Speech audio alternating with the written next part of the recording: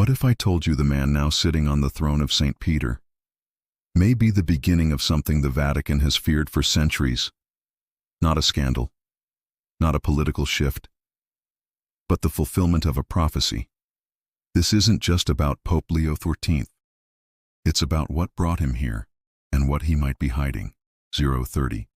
Let's start where no one wants to look. The silence before his name was even whispered in Rome. No interviews, no headlines.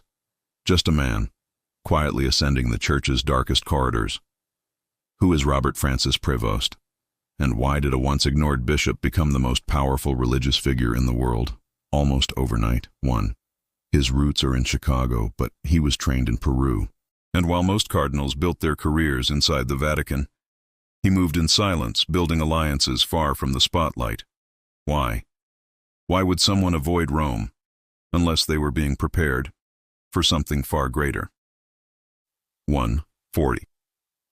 And then there's the strange part. Several mystics and theologians spoke, decades ago, about a final pope who would rise not from Rome, but from the periphery. A man marked by obedience and secrecy. Could this be him? 2:15.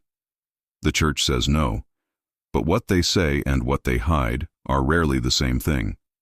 In 2023, just months before his election, several internal Vatican documents were sealed, classified under Archivum Secretum Apostolicum Vaticanum, the secret Vatican archives.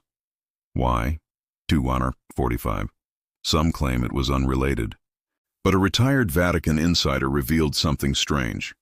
Prevost's name appeared in those documents, not as a witness, but as a key figure in discussions about the transition, a term never officially explained. What transition, and why now? 3:30. Let's go deeper. Pope Leo XIV took his name from Leo XIII, the pope who warned of 100 years of Satan's power entering the Church, a warning buried for over a century. Coincidence? Or was the name a message? Warned you. Because days after his coronation, something shifted. Mysterious personnel changes, a sudden meeting with global leaders, and one speech that mentioned a new spiritual architecture for the world. Not religion, spiritual architecture. What does that even mean? 4:40. Some say he's preparing the Church for modern peace. Others say he's dismantling it from the inside. And then there's the prophecy, the one written in the shadows of Fatima, the one the Church refuses to fully release. It speaks of a final pope, a silence that would cover the truth, and a great unveiling that begins from within. 5:30. Is Pope Leo XIV that pope? No one can say for sure, but the pieces keep falling into place, from his mysterious background, to the coded language in his public messages, to the insiders who are suddenly silent. 6:10. And if you think this is just conspiracy, ask yourself, why him? Why now? And why so many layers of silence surrounding his rise? The Church has seen corruption, it has seen change, but this feels different. 50. This feels orchestrated. You don't need to believe every theory, but you do need to pay attention.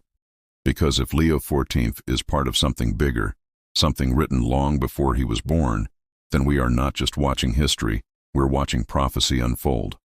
7:30. Inserimento. Watch closely. Because the next time he speaks, you might not be hearing just a man. You might be hearing the final echo of a secret that's finally ready to surface.